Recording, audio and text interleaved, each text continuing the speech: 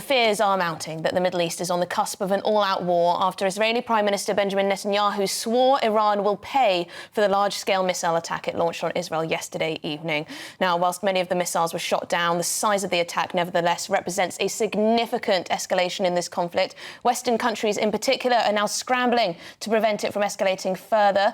Defence Secretary John Healey, he's in Cyprus today as the UK steps up preparations to evacuate British civilians from Lebanon. He also confirmed that British forces were involved in efforts to defend Israel from Iran's ballistic missile barrage last night. Well, with me in the studio is GB News Home and Security Editor Mark White. The scenes overnight, quite extraordinary. If that Iron Dome had not been there to protect Israel, it could have been flattened. Yes, indeed. The missile defence system that Israel has, the Iron Dome is one part of that. They have medium and long-range missile defences as well. All were engaged in taking down these targets. Ballistic missiles, many more than were fired back in April when Iran fired missiles and drones towards Israel at that point.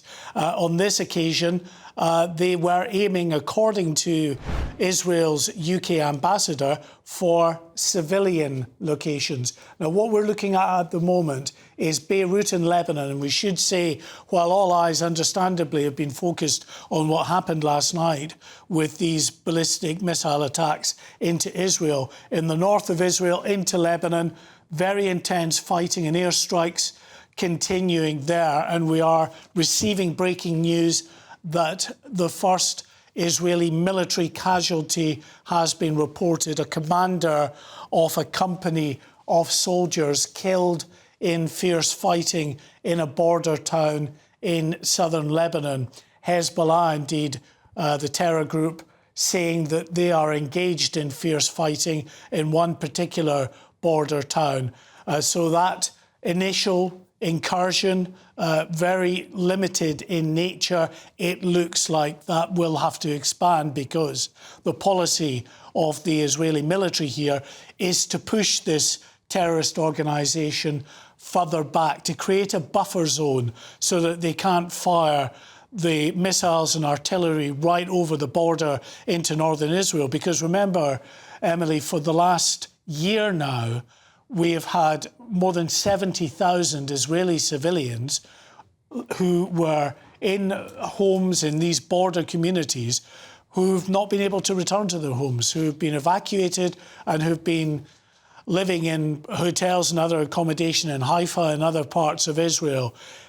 The Israeli military, the Israeli government say that is just intolerable. They can't accept that any longer, and that's why we're seeing this operation to take out Hezbollah. But clearly going back, of course, to the images there, the ballistic missiles that came in, are very, very concerning scenes because quite a few of those ballistic missiles impacted the ground.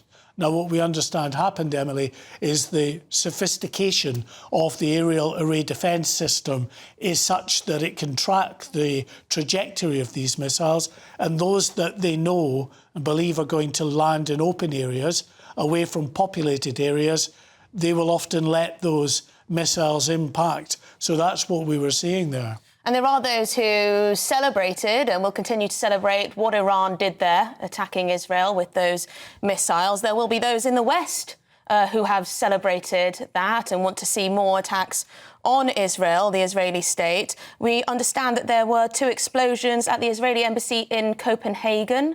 We also heard from Alicia Kearns, the shadow foreign minister, that potentially there could be Iranian sleeper cells, terrorist sleeper cells. Let's have a little listen to what she said.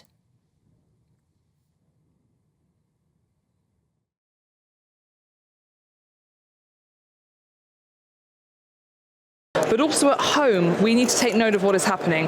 Over the last 24 hours, Hezbollah have said that they are now considering launching international terror cells around the world to harm friends of Israel. That does mean the UK. The Home Office is to make sure that we are making sure that what is taking place in the Middle East does not cause blood on our streets. OK, well, that was Alicia Kearns saying that potentially this has raised the terror threat over here in the West and in the United Kingdom. Well, there's no doubt about that because, you know, the conflict may be thousands of miles from the UK and other Western nations, but the tentacles of the Iranian regime and its related terrorist groups spread far and wide. And it's not just the terror threat. There absolutely potentially is that. You mentioned those apparent attacks on the Israeli embassies in Denmark and in Sweden last night. We've seen attacks in France, in Germany, here in the UK, in Hartlepool, in which lives were lost that have been linked to the conflict in Gaza. So every reason to believe that the same issues could arise with a widening conflict that now takes in Iran directly. And then there's the other issues, Emily, that people back home really need to consider, and that's the economic shockwaves from this conflict. We're already seeing a surge in the oil price.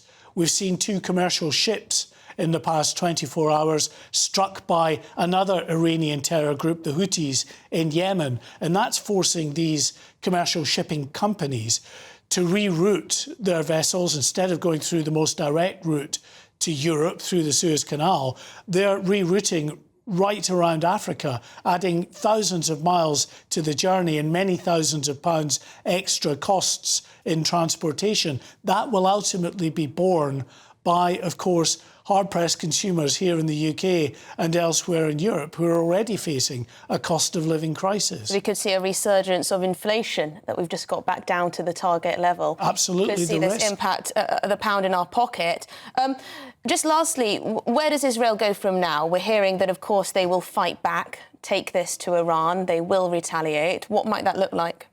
Well, interestingly, the Israeli ambassador to the UK, Sipi Hotiveli, has been saying today there will be a very severe response from Israel to ensure that Iran can no longer fire its ballistic missiles at Israel. She said quite clearly that civilians who were preparing for the Jewish New Year were targeted by Iran in this ballistic missile strike overnight. So we await to see just what that level of response will be from Israel, because we've already heard from Iran that if Israel responds, they are going to hit back even harder. And that is the real concern here, that we enter this downward spiral into a very real hot war between Iran and between Israel. They're already at war in many senses anyway, because it's Iran's aligned terror groups that are fighting Israel,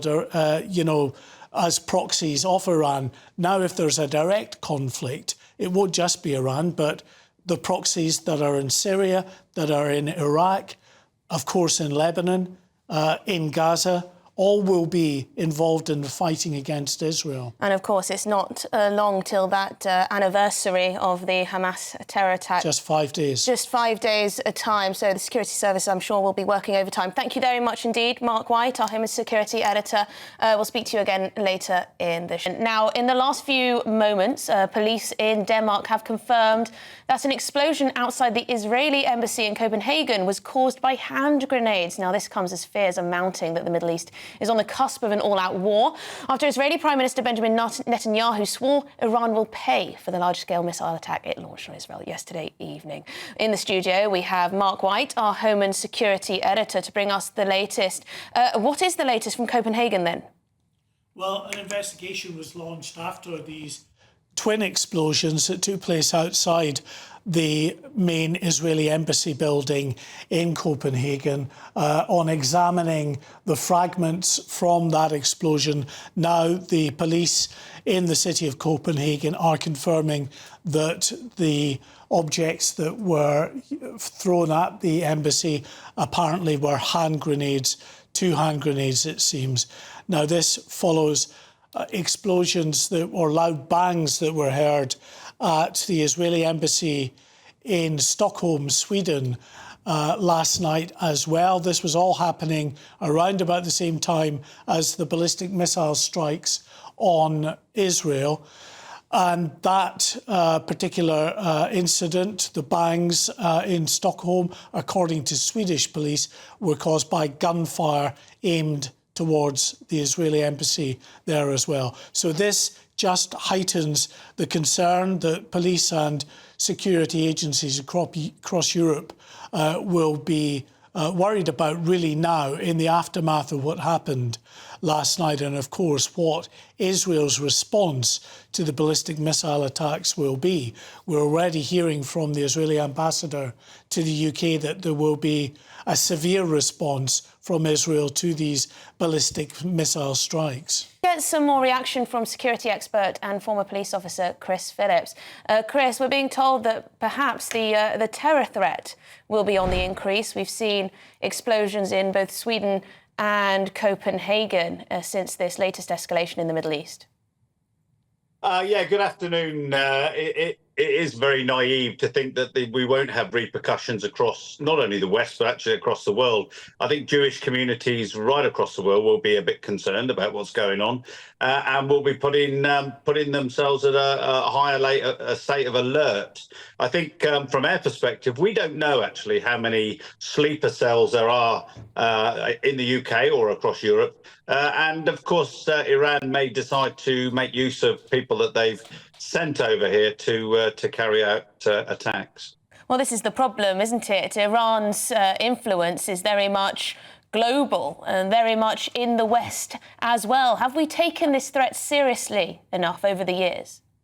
Well, we've known about it, but have we taken it seriously? Clearly not, because we've allowed lots and lots of people to come over unchecked. And of course, Iran operate worldwide, and they operate in a way that they know that they can bring people over, not necessarily even to commit offences themselves here, but actually to encourage others. So we don't know what's going to go on. I think it is a time that we all need to be very alert to, particularly in the Jewish community, but actually right across the West, right across the world. Yes, and of course, as we come up to the one-year anniversary of the Hamas attack in Israel, things will be heightened, won't they? The security services presumably will be working overtime to prevent any potential terror attack in line with that anniversary. Yeah, the intelligence systems operate really well, but of course, you know, if the Iranians are, as we believe, actually have infiltrated into our country and into other countries, then they will also have be operating in a way that will be difficult to catch. I think, you know, fingers crossed, this war actually blows over to some extent, because there is big problems right across the world with the potential terror threat that these people pose. Well,